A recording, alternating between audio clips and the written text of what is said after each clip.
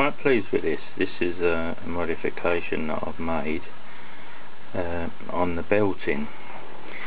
Got fed up with these silly little belts that were absolute titchy and look more like elastic bands.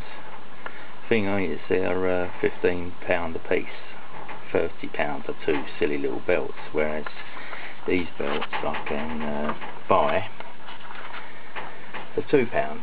I've ordered the pulleys, got the same ratio to cut, and a quick example of it running.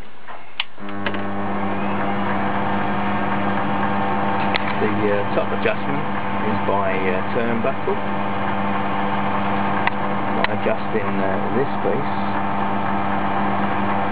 either left or right, being as it's a left hand thread it will